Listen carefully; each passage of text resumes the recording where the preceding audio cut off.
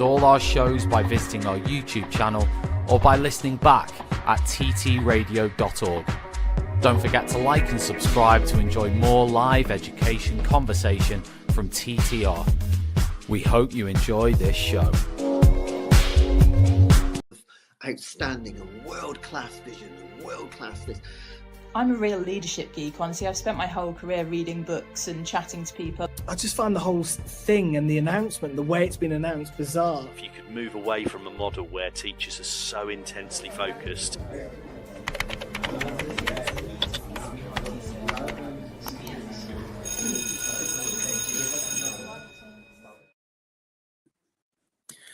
Good afternoon, everyone, and welcome to the Saturday lunchtime show with myself, Michael Wright, and Jen Hurst. Jen, how are you doing? I'm doing well, thank you. It's been another busy and positive week. I'm doing well. Excellent, excellent. Good to hear. It's been somewhat busy for me as well, but also somewhat quiet. Strangely enough, normally around about this time it gets a little bit busy. And welcome everyone to our show for this week. And apologies for last week when I joined in with the discussion on Sunday.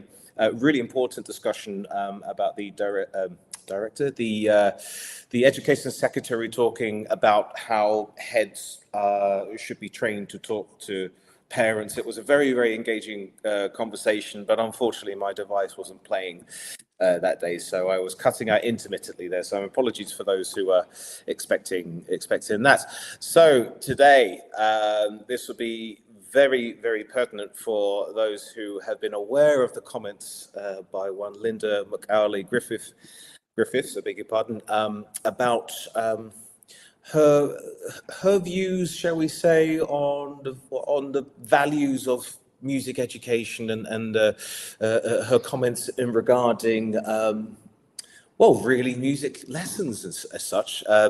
We're here to talk about that. We're going to be breaking down her comments specifically, but we're also, myself and Jen, we're also going to be discussing the value of not only music, but let's say creative arts, the arts in general. I think it's, for me, it stirred a point that I've heard majority of my teaching career, my career in education. I didn't hear it when I was a professional musician. And that point is of the value of music. What with the last decade and a half of all the changes that have happened in UK in regards to this, I can't but help feel like even Linda's comments, as we'll get to, perhaps if she didn't mean them in the way that they came out, I can't but help feel that perhaps that might be the sentiment that maybe a majority of people within education, the general public, might really feel about not only music, but the arts in general. So lots to unpack, lots to discuss. But before we go on, I do want to start, of course, with one of three of our wonderful sponsors for this show. It is brought to you by Hatchet Learning, in partnership with Hatchet Learning, publishers of professional development books and resources that support great teaching and learning in schools around the world. Level up your professional development today and visit hatchetlearning.com to explore a full range of titles. Right, Jen, let's begin. So, Linda's comments, if I can read them out verbatim, because I think it's important to, first of all, for those who are unfamiliar with this topic, I think it's important to basically say what she said. Apologies for anyone watching from Scotland. There's Scottish vernacular in here, and if I'm getting the pronunciation wrong, then yeah, please let me know. So there was a meeting online, and she said she overheard employers were seeking young people on the tools. So I would imagine that to be going straight into apprenticeships, or at least that's what the news outlet says here. So she added to that, I'm really thinking about getting the weans right on the tool. And I presume weans mean children in this one. Again, if I've got that wrong, please do correct me. She goes on to say, there's a bit of me, and folk have heard from me before. I'm no really seeing the point of a ween knocking out 7 bells of a glockenspiel. but I will see about a ween knocking 7 bells out of tools. We need to make sure that we are maximizing young people's education. So it's that, well, for me, it's the last 2 points, really, Jen.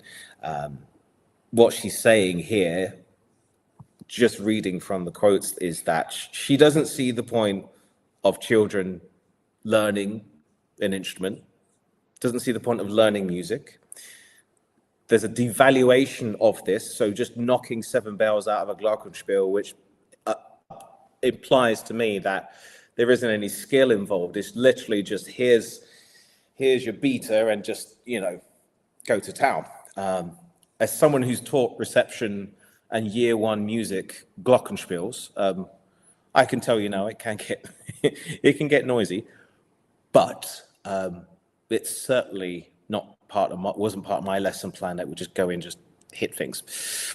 Anyway, it's caused loads and loads of backlash. We have award-winning percussionist Evelyn Glennie says that the comments were not only short-sighted, but a fundamental misunderstanding of what education is for. Fellow percussionist Callum Huggan also wrote, I find the comment not only insulting, but incredibly short-sighted. These words dismiss the dedication, skill, and potential of young musicians. To belittle the creative arts in any way, or in this way, I beg your pardon, is not only disrespectful, it is dangerous. Now, just obviously to say that, that's not to say that Linda didn't come out with some sort of apology. She did, and this is when I read this, it kind of made me think perhaps that the comments were taken out of context. I say this because the source that I'm reading from has Linda handing out an award for a Scottish young musician. So I wouldn't imagine someone of Linda's standing would say this, being so representative of Scottish music and, perhaps it not being said in that way. So she did actually respond to the controversy, and she said the wording of my statement within the meeting was, and this is the meeting she was talking in, was in no way intended to devalue the currency of music education and activity. But I'm able to see how such a short clip may be taken as having a negative take on both the curricular positioning of music and its benefits for young people. And I apologize for this. I do not support this statement under this interpretation. It was a throwaway comment, which on reflection, I can see may have been misinterpreted, particularly when taken out of context. So, Jen. Hi. Hi. Hearing all of that, it was a very underhanded and very clumsy way of expressing perhaps what Linda wanted to say in terms of what she wants children in Scotland to be focusing on in education. She did apologise, but those comments essentially have caused quite a stir. How do you feel as a creative arts teacher, as someone who works within music education, and of course a musician, how do you feel when you just hear those comments just as they are? That's an interesting question that you're asking me. How do I feel? When I saw this come up, for me, to answer your question specifically, it's not something that I'm taking on myself as, how can I put it, as being something that could be taken seriously. I suppose that's the best way I could put it. I can't take it seriously. The issue is, and that's because I speak to 20 years in the teaching profession. I know what I do every day. I know the amount of thought and effort that has to go into that. I think the challenge with this is that it's come from a director of education. And I think that being in that position of authority, thinking about leading education and the fact that you're speaking to families and children, but also professionals who are looking for leadership and guidance, and they're looking for what is of importance, what is seen to be of importance, the direction of travel, thinking about the future of education across the board, where music sits within that, and having known people and studied with people to a very high level that come from that part of the UK. I know historically it's not taken lightly. Music education has been taken very seriously in Scotland, and I've known some of the most outstanding musicians from Scotland. That might seem like a very general comment. I can only speak to my experience. Okay, so I don't feel like it's something that can be taken as a serious comment. I really don't, because I just think, I think the challenge is you're in a position of authority. People are looking to you for guidance and leadership. So what you say really matters. But people say little colloquialisms, people make passing comments and light-hearted comments. The intention is for it to be light-hearted all the time. And also in this cancel culture world that we live in, people are really forgiven, and things are taken so seriously, and I'm really driven, a view can really be driven forward from the smallest of comment that someone can make. Therefore, the onus is on the speaker to really be considering what they're saying before they say it. Now, the next thing I'm going to say about that is glockenspiels and triangles. We all know as music professionals, even the children will think they get access to a box of percussion. Oh, I'll take the triangle. I'll whack the triangle, because it's seen as, in a classroom setting, it can be seen by children as a joke, that a light-hearted thing that I can go away and just hit. You can teach a child how to play a triangle to produce a beautiful sound. You can teach a child how to play a triangle properly. You could, I take that over glockenspiel as the example, but the two things to me are like for like. Why I speak to that is because even adults, in social circles, they'll laugh and joke about, what it is to play a triangle, to play a glockenspiel. I think it seems to me to have been a light-hearted statement, but it's come from the wrong person. How can you be the director of education and be speaking to music education in that way? It was never going to go down well. So I don't know how well I've articulated that.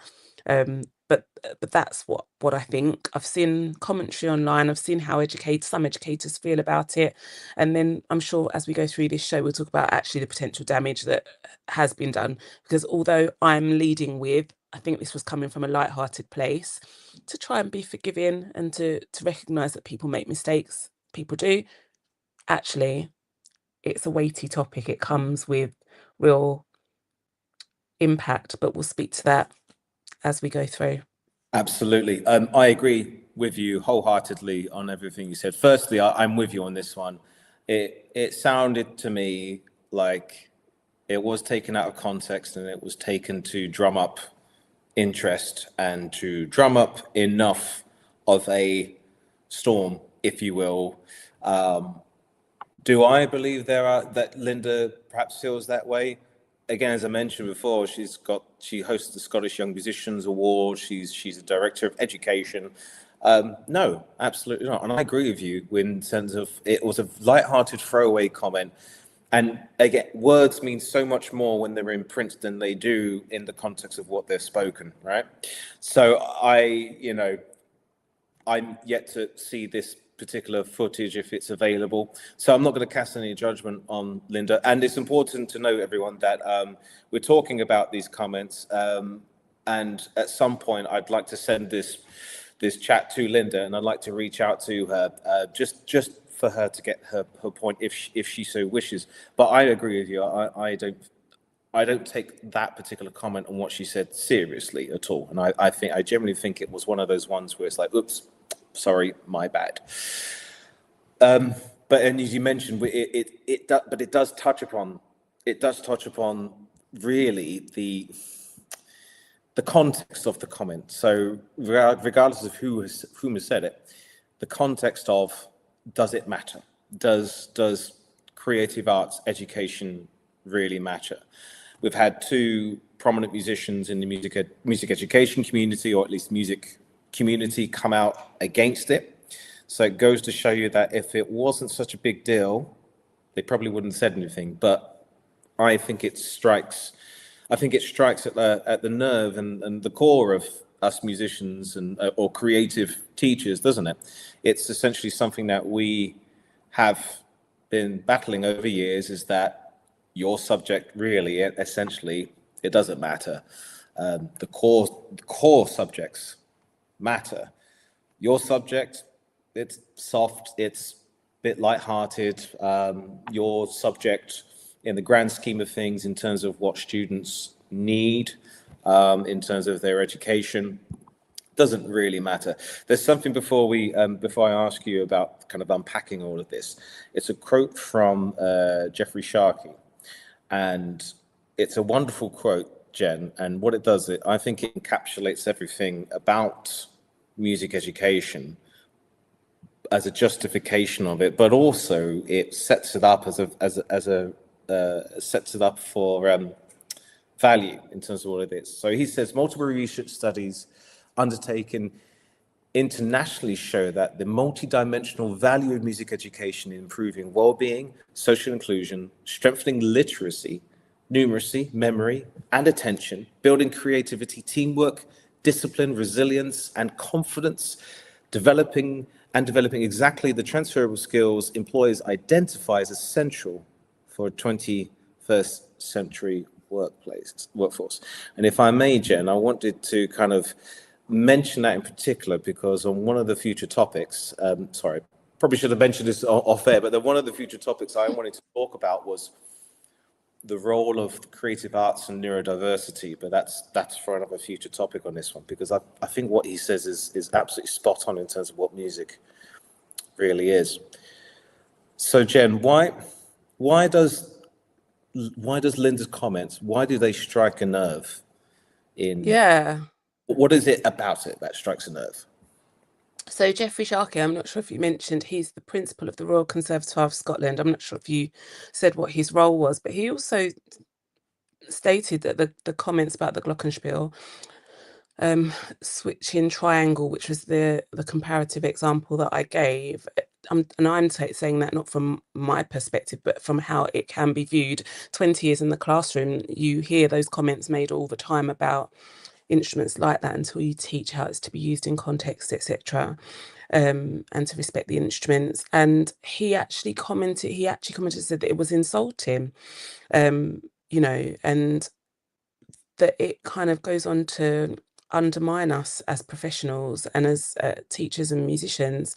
So I think that you asked me, why does it strike such a note with us as professionals? I think that we know that there's an uphill struggle within the arts at the moment. We know the damage that's been done by the EBAC.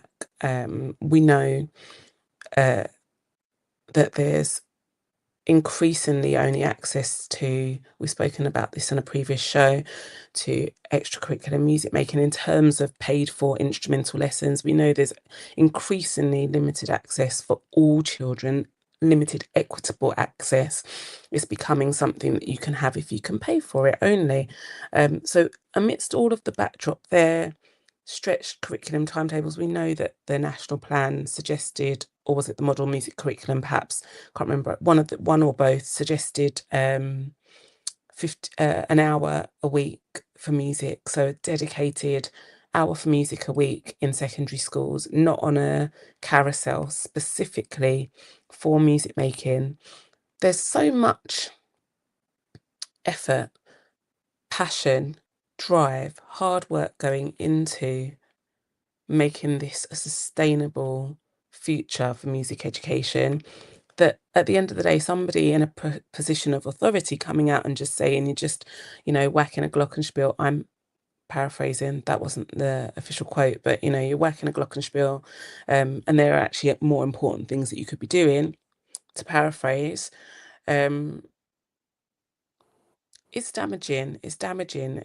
We're working so hard to continue to advocate for music. We're working so hard to advocate for the arts, to convince everybody else of the value of it. But if you just take something that's been in my mind, if you just take, you mentioned at the start in your intro, just the simple concept of running a creative session with children. It's not something you can just turn up and do without any thought. It's complex. Often children are incredibly excited about that opportunity out of their academic day to do something that's different, that taps into a different part of their brain, different part of their thinking, a different part of their process, gives them an opportunity to show a set of skills that they may not really be. There's opportunities to show creativity throughout the curriculum, but it's not always exposed by all teachers in all subjects. It's an opportunity for children to really show what they can create, come up with, manipulate, do themselves, take leadership with. And it's not something that's just easy to manage, actually. And that's just on the kind of the delivery side. So then you take the children through that process. And then on the other side, it's the outcomes.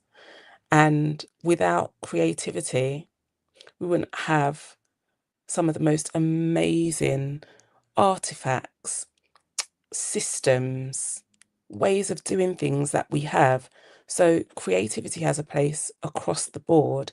And I think we want to be really careful about just diminishing the value of creativity. There's so much more. You know what I'm like, Mike, I could just go rattle on about this now.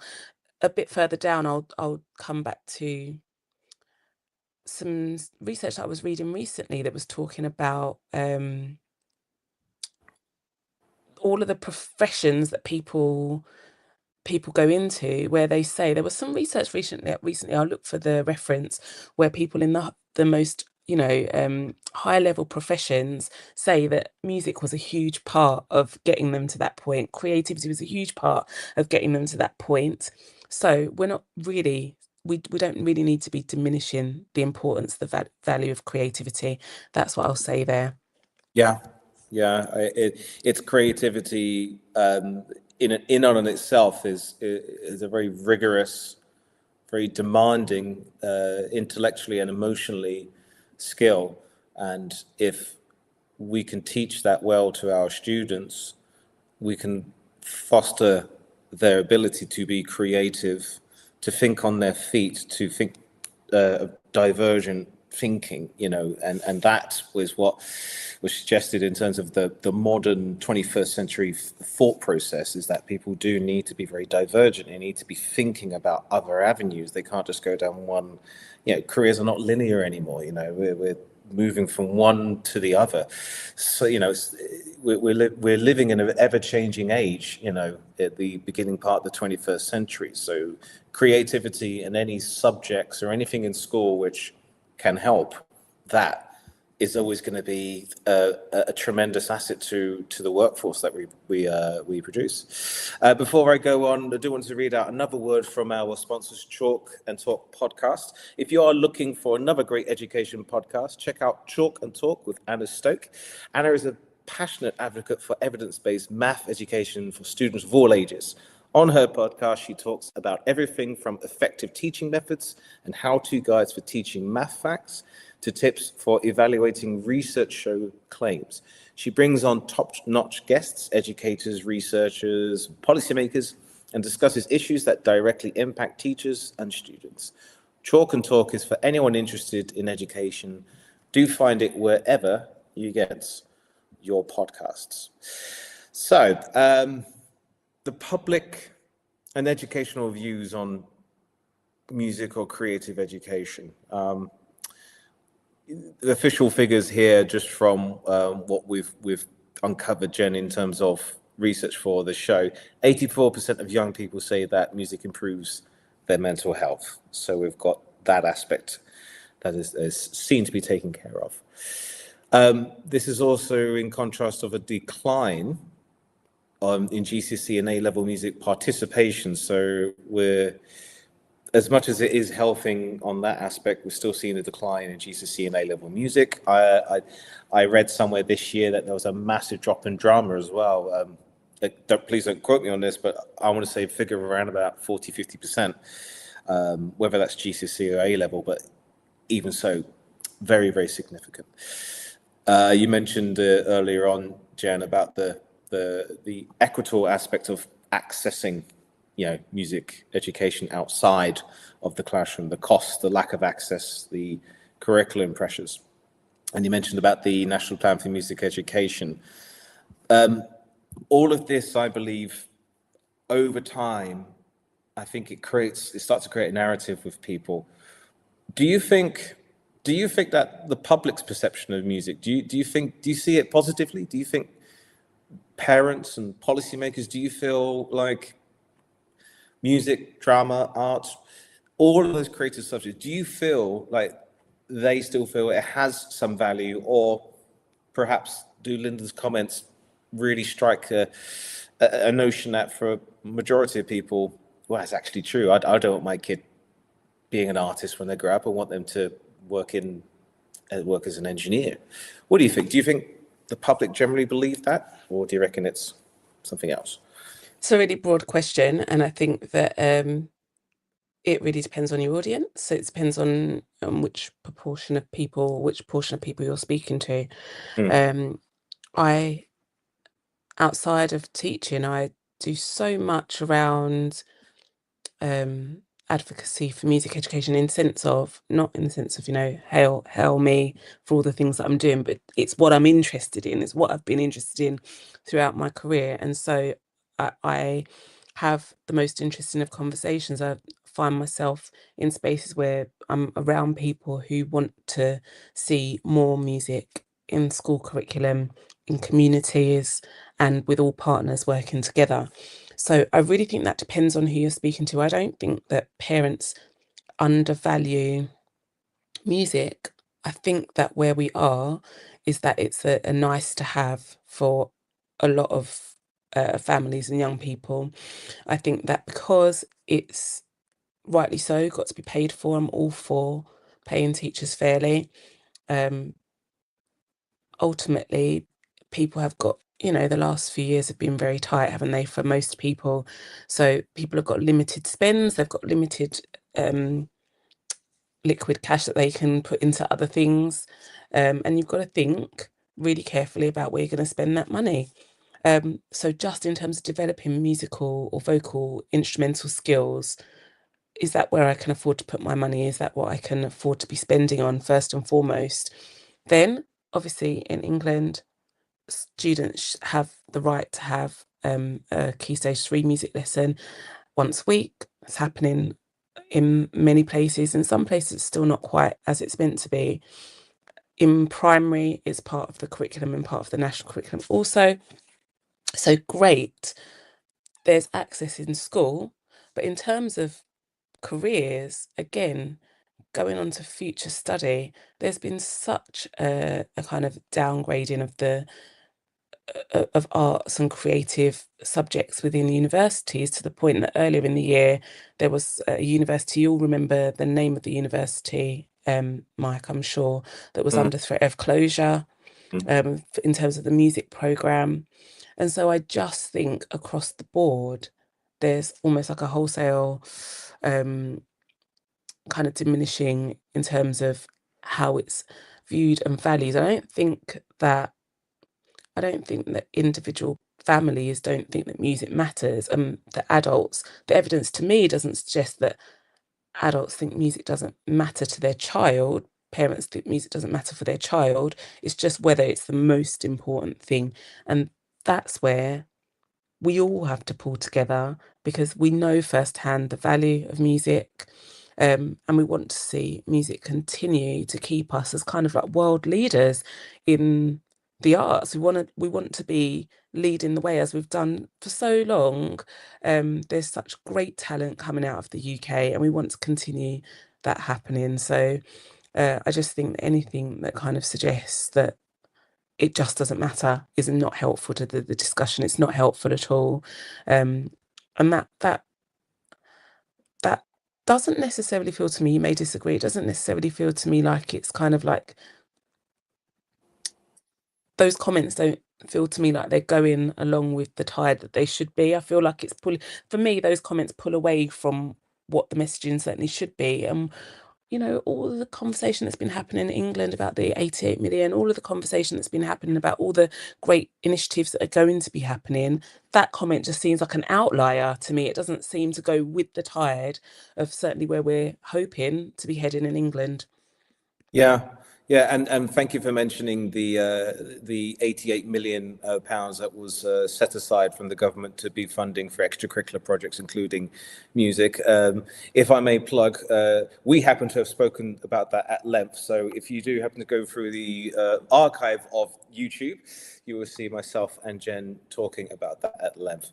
I have quite a few people still who I'm in contact with in the music industry, and there's one particular friend of mine who I have disagreements with because he doesn't work in music education. He works in the top echelon of the music industry. He works for a very big label, record label, and I've often had arguments with him about how the top end, the music industry, the industry which provides jobs, and you could substitute that for the film industry or the art industry.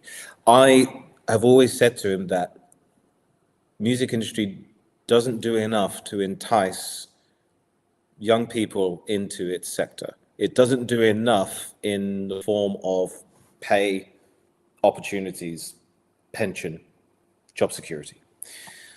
If we, in the creative arts sector, if we really push, which we all do, we work incredibly hard to, but if we're pushing our students to do the very best they can, and they have an incredible talent in our area, it's only natural for us when they come to the point of leaving school to say, when you go to university, you could go to conservatoire, you could go to art college, you can go to wherever you want, but you go safe in the knowledge that, hey, there's a job for you afterwards. So if you do really, really well, there's going to be an incredible job waiting for you at this record label or this art gallery or whatever it is, or this film company.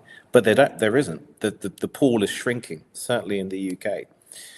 And I just think it's a trickle down effect. I think from the top end, if there was an industry which were willing and open for more creative minds to come in and get their apprenticeships and get their knowledge and work within a sustainable industry, I don't think you and I would even be having this conversation. I don't really even think Linda's comments would exist, because it would just be a given, because there's a strong industry to go to.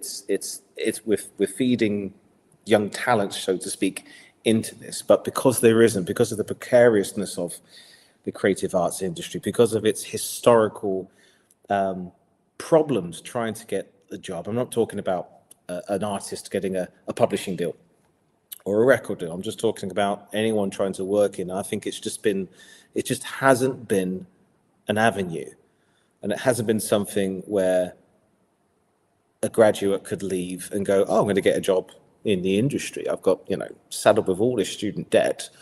I'm going to get a job that will paid it off in X amount of years. When I left conservatoire, I left with, a big amount of student loan, which I'm still paying. But I didn't go into a job. I didn't go to a gig straight away. I was, like the rest of the graduates, trying to find and claw my way into something that probably didn't exist. Or if I did get something, it was so poorly paid, or it represented such a poor return of investment in terms of the stuff that I've done. There were times in my professional career I felt incredibly discouraged, because I thought, at least with the effort I put in, I could at least work in an industry that's going to put food on my table, or, dare I say, save up, buy a house and put something in for pension, really. So I am again in agreement with your comments, and I just feel like the top end, the things outside of our control of music education or creative arts education, I think they need to do a lot better to entice young talent in, because once you've got that in, you've got value. Because in the Western world, we value music and monetary gains. We value it by sales, by how much was sold, how many people have come to our concert. We're not necessarily historically a culture where we value the arts in terms of what it does to us, to our communities, how we use it to celebrate cultural norms and what we do. We're very much how many records have you sold of that? Do you know what I mean? So I think the top end music industry definitely needs to do more in regards to that one. Okay, moving on then. There was something that I found in terms of the research, Jen, and you mentioned it too, about the justifications of music. And I mentioned one of the quotes, forgot his name, is it Simon? Is it the conductor's name is Simon? Is it? Yes. First of all, he talked about all the great things for literacy, numeracy, but he put right on top of their well-being. And so it should. But from my research, from my master's program, I found an amazing source of material talking about hard and soft justifications of music. And again, we can substitute music for something else. And it made me rethink music and the creative arts in a way that I hadn't thought about. And it's the first time in my career I thought about the creative arts being what the author described as a hard justification. So a justification for academic means, for libertarian means, as opposed to a holistic means.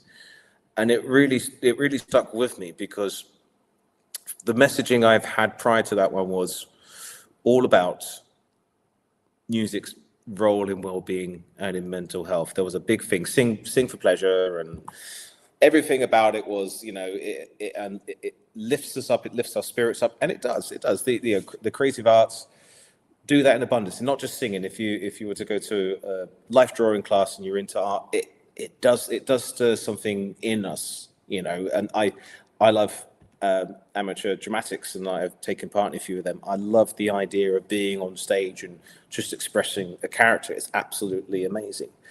But this author not only justifies music in the curriculum as a unique form of knowledge and expression, he also sees it as a model for social justice and inclusion, for cultural representation, for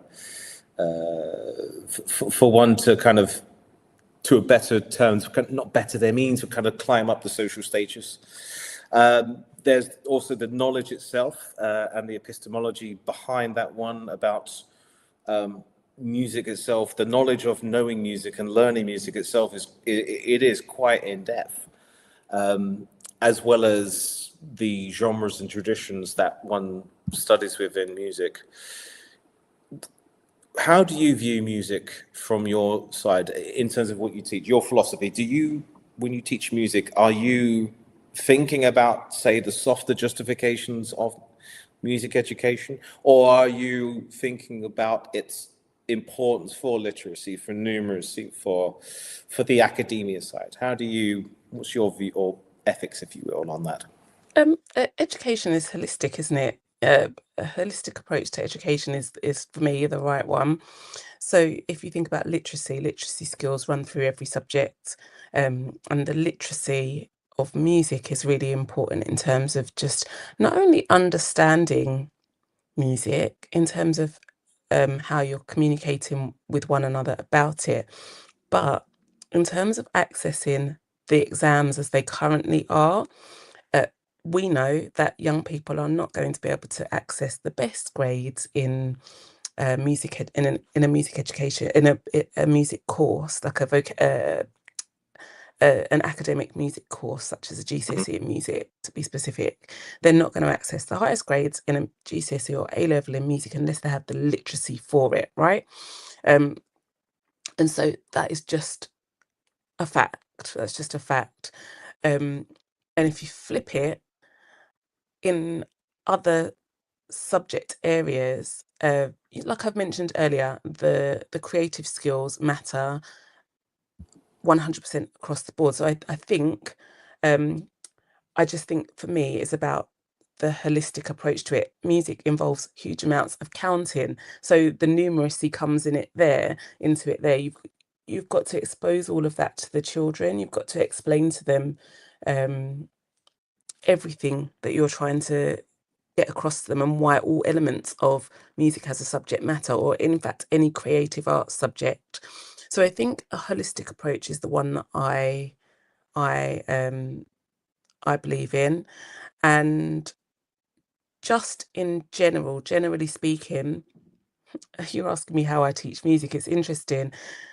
I guess that's something that it develops as your career develops. It develops over time, and it develops in terms of what you're doing. So I don't only teach in a secondary setting, but I teach very small children as well in another setting. And I think even myself as a practitioner, I'm learning all the time about the intricacies of delivering music with very young children, because there's so much play involved in how they learn when they're younger. So it's about the joy and the love of the engagement in music and the engagement with music. And again, I'm so pleased to see how much student-led learning is becoming higher on the agenda of music making. So the stuff that I do with trainee teachers of music, PGC undergraduates, there's so much for them about, again, encouraging young people to lead and to feed into what it is we're going to teach them. Yes, we have our curriculum, but music can be broadly interpreted. So what's going to be of interest to the children? Might that look different in different parts of the country? Might that look different for children of different ages? Are we even asking them what they're interested in? It's gone from, this is the curriculum that you'll teach, deliver the curriculum, to how can we really interpret this in the best way to engage as many learners as possible and really foster a love for music. So for me, it's a holistic approach, and my philosophy on teaching, I suppose, if I have one, is always evolving, and it's becoming now a lot more student-led and student-focused, because that for me is the way that you do create lifelong learners of music, and people with a lifelong passion for music is by connecting with them in terms of their interests. Yeah, and that in itself also inherently brings value, doesn't it? So when one has a vested interest in what they're learning and what they're doing, they therefore have a value straight away. The values of your classroom and my classroom, in terms of the numbers, the individuals that we teach, will differ.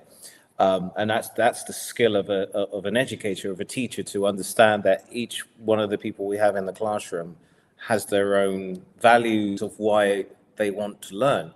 Or in some cases, if they don't want to learn, it's about understanding why they don't want to learn, and then in a way finding out a little bit about them in terms of what interests them, to realign their values in what they do. It's absolutely spot on. I think majority of anyone who teaches the creative arts or creative subjects, there is going to be a big dollop of holistic teaching and holistic pedagogy involved in that.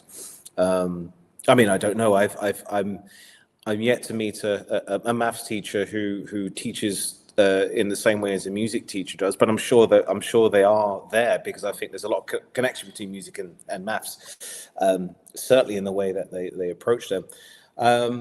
It's interesting. I started my career very much like that, and then I think as I've got older, I've also seen the value of musical literacy and musical vocabulary.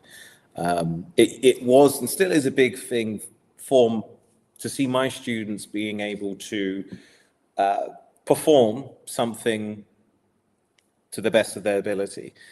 I've opened that now to improvising, so they're able to embellish and create. So for me, my value of that would be, here's the material, you can play it as you want on the sheet, but there's nothing wrong with you if you change a few things here or there, provided you change it within the perimeters, that's okay.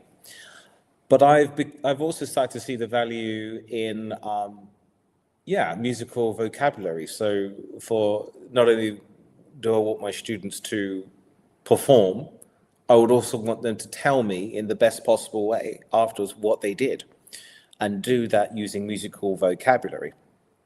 I guess if it's an art teacher, it'd be the same thing. You've created a pop art piece in the style of Andy Warhol, for example.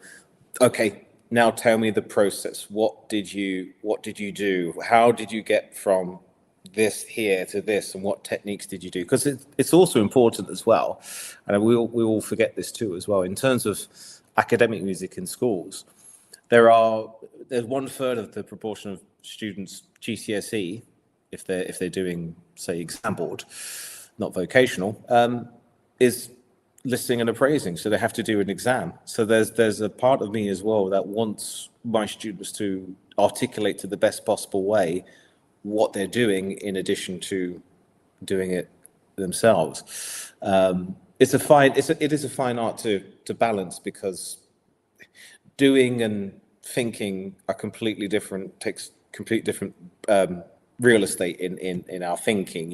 When you're doing, you have to kind of switch off the logical and rational part, because you're focused on doing. But when you're not doing, then you need to think about it, and it's that.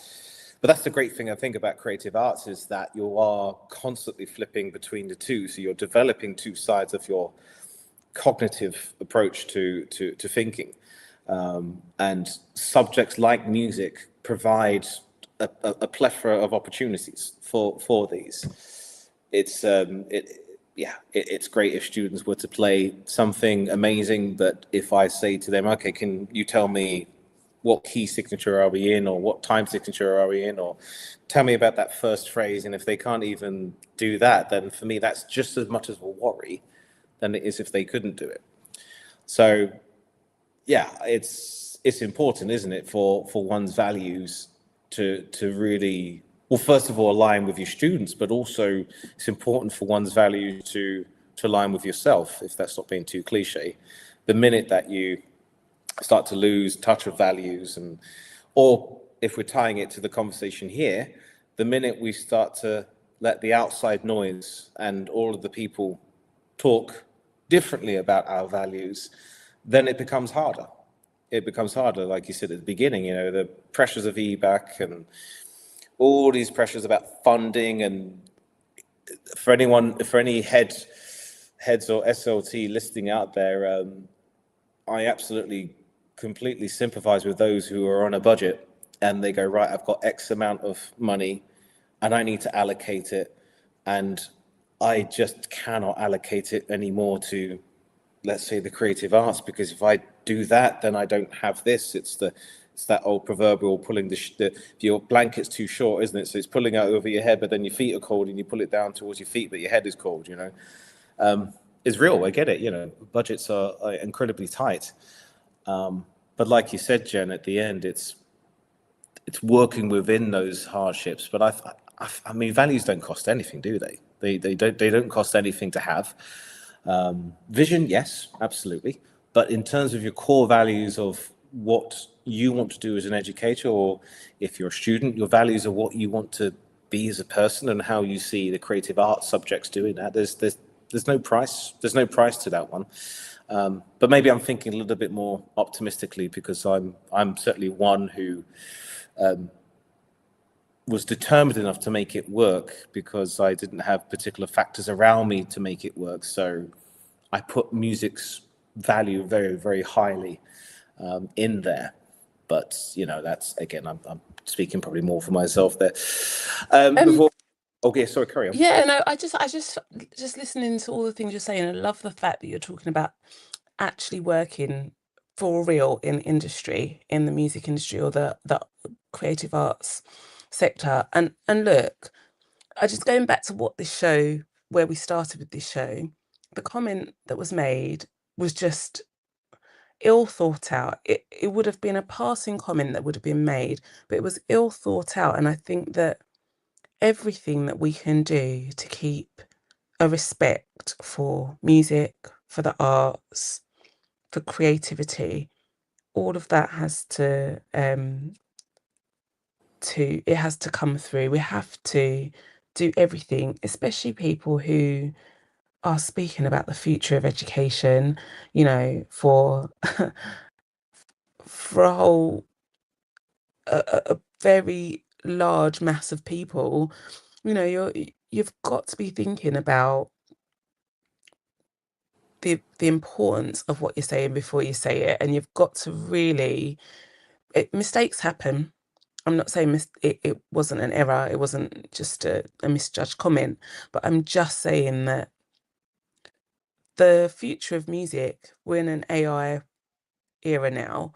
The future of music is changing, it's evolving because AI can do so much of what is currently done by people, and ultimately people do feel threatened. The people that actually write music, the people that want to protect their IP, you know, their intellectual property, they are worried about someone just sitting at a computer and just having AI create something and it becomes theme music for a TV show. You know, people are worried about those things. They want to actually be making a real living from music making. And all of that starts either in their home or in their classroom, right? Or in their music room. All of that connects back to education on some level.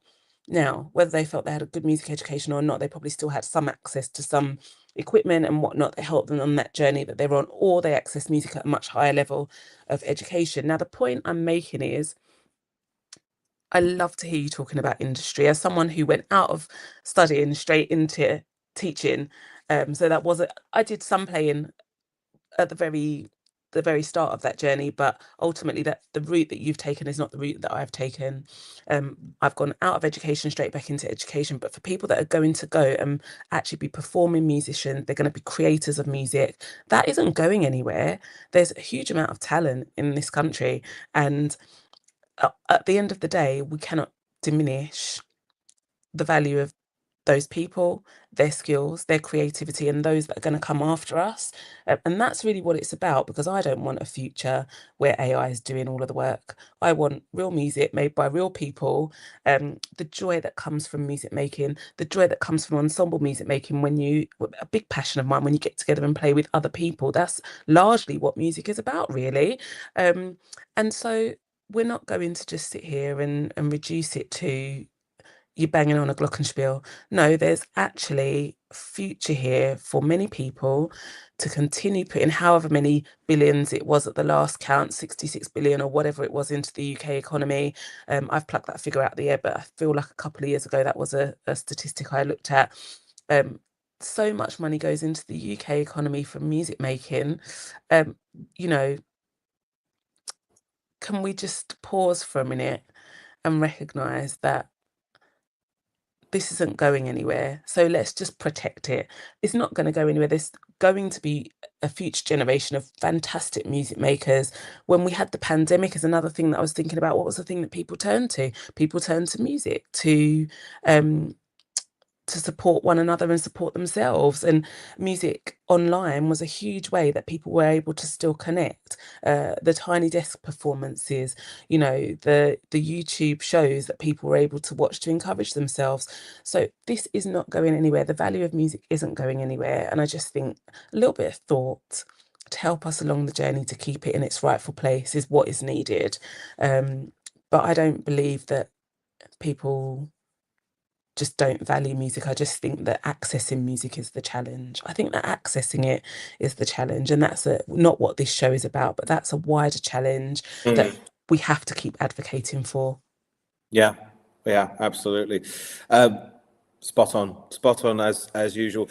Before we close the show, a couple of words from our sponsors here. Firstly, AQA. They definitely know that the teachers are the real experts in the classroom. That's why they work closely with teachers just like you, combining your insight with their assessment expertise to create resources, tools, training, guidance that generally make a difference. They are the UK's most chosen assessment organisation, so chances are you already know their work. And as we head into a new school year, AQA are focused on helping teachers feel supported and ready. If you want to find out more about how they're working with teachers like you, just head to their websites or search AQA. We work with the experts. And in addition to that, Hatchet Learning, as I've mentioned at the beginning of the show, we are brought in we bring the show to you in partnership with Hatchet Learning, publishers of professional development books and resources that support great teaching and learning in schools around the world. Level up your professional development today and visit hatchetlearning.com to explore the full range of titles. So, closing insights this way. It's been a wonderful discussion about this. I have thoroughly enjoyed talking about this. I'm quite happy that we're able to take the comments out of context here, because yes, we understand they're clumsy. Yes, what Linda said was absolutely clumsy, and yes, it can be misconstrued as negative towards music, not only in Scotland. I mean, Jen, you're absolutely spot on. The Scottish music education and Scottish music scene is absolutely incredible. They have got it right, whilst England have probably got it wrong in some aspects. I think Scotland have got it right consistently. Yeah, my opinion, everyone, my opinion. But Scotland have consistently got it right, and I've heard so many great things. I've seen so many great artistic work, actors, actresses, music. They just seem to get it right. And for these comments to come out, I mean, a friend of mine did message me before the show, and she said, "Oh, you sure about this one?" I said, "Well, yeah." And she expressed a little bit of a cheeky surprise about this. But yeah, the context certainly. I can personally see those taken out of context. I don't know about you, Jen, but I also think that, perhaps there was but perhaps there was a grain of us as music educators and creative educators. That's something that we deal with.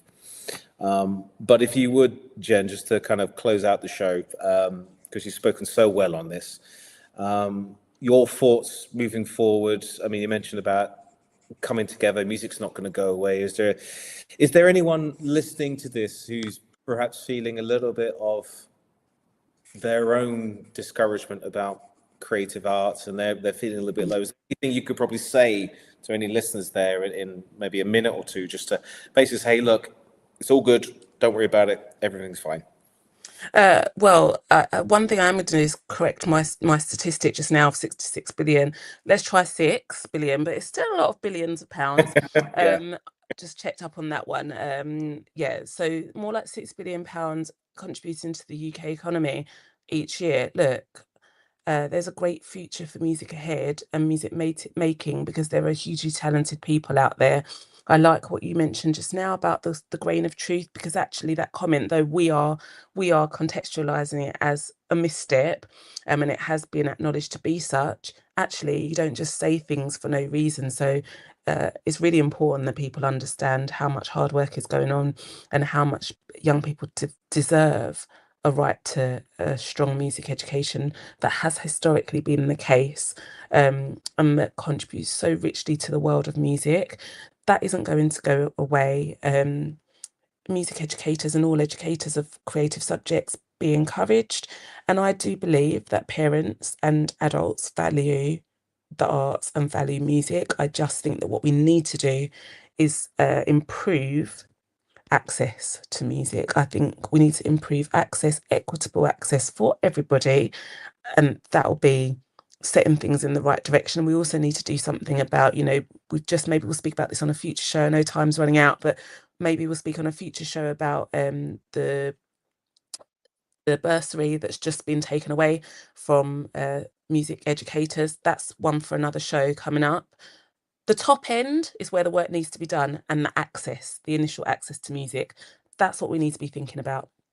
Yeah, I'm glad that you mentioned that bursary, and in many ways we could tie it in with the value, because we talk about the value of music education, we talk about the £88 million that the government have given, but then on the other hand, they're not providing bursaries for ITT potential music teachers. So that talent we were talking about, that the people that leave music school, music conservatoire, whatever you want to call it, they leave.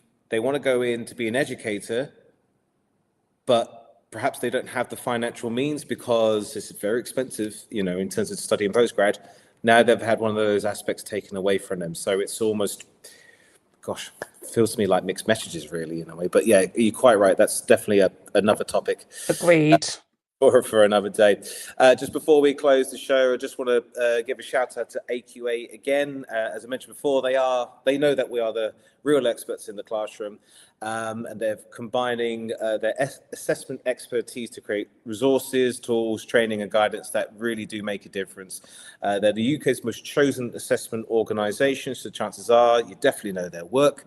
AQA are focused on helping teachers to feel supported and ready. If you want to find out anything more about the work that AQA can do for you, please head to their website or just search AQA We Work with the Experts.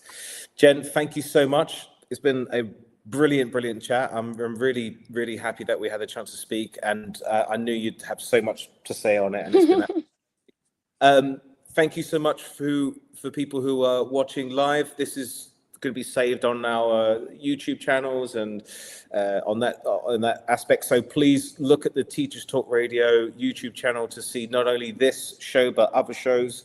If there's any ones that you've missed out over the last couple of weeks, there's been some amazing topics. So please go and view those out. And of course, we'll see you in a couple of weeks' time. So from myself and Jen, have a lovely Saturday, and we'll see you in a couple of weeks then.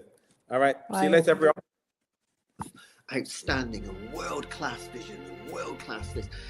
I'm a real leadership geek, honestly. I've spent my whole career reading books and chatting to people. I just find the whole thing and the announcement, the way it's been announced, bizarre. If you could move away from a model where teachers are so intensely focused